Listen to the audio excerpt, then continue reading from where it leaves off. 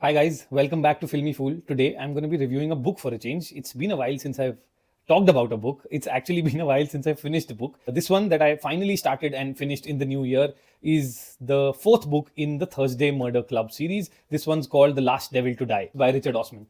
And as it is obvious, I loved the first three books. That's why I reached book four. Richard Osman's writing is such a breeze, and the beauty in his style is the simplicity with which he communicates, the simplicity with which he writes, and yet there is considerable depth in the things that he does. So you will be reading something which is quirky, witty at one end, and suddenly there will be depth that will hit you, and you feel like, okay, my God, there is just so much there.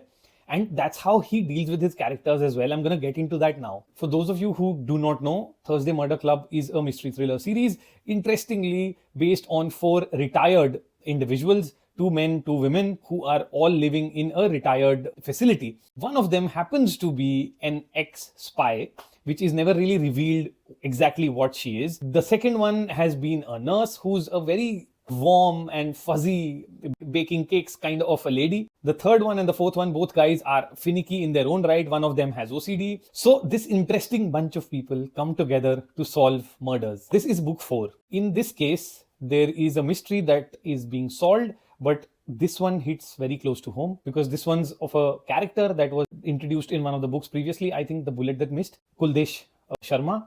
Kuldesh is an antique stealer, and he's the person who unfortunately dies in this one. So Elizabeth and the group are trying to figure out who's done this to their friend.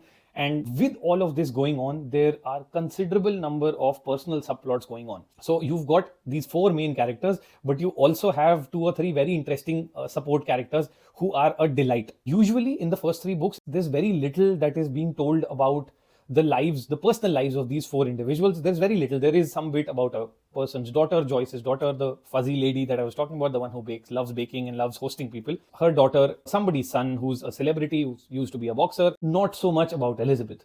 While there are some hints dropped here, there is never too much detail.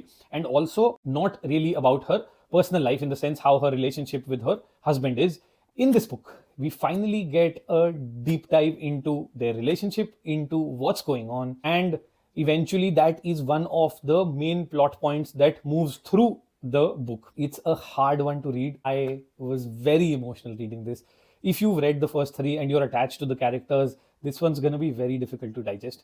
It was just really hard. There were a couple of points, couple of chapters where I just had to keep the book down and gather myself because it really was very emotional. And Richard Osman, just the way he wrote these things was very heartwarming, very heart-touching, at times gut-wrenching as well, because of the fact that what he's saying about people who are not with us and what they leave behind and the aspirations that they had, which they never were able to fulfill, or the way they wanted to continue living their life, and since they can't, they'd rather not be here. So those are some of the discussions and decisions that are being pondered over in this book. The writing, for the most part, stays true to the core of Thursday Murder Club. Richard Osman continues to delve deep into his characters, not just the main characters as well as the side characters or the support characters. They're not really side characters. It's just a shame to call them side characters. He continues to dig deeper into them and telling us more about them. So you are continuously getting more and more inquisitive about their lives as well, not just the main characters.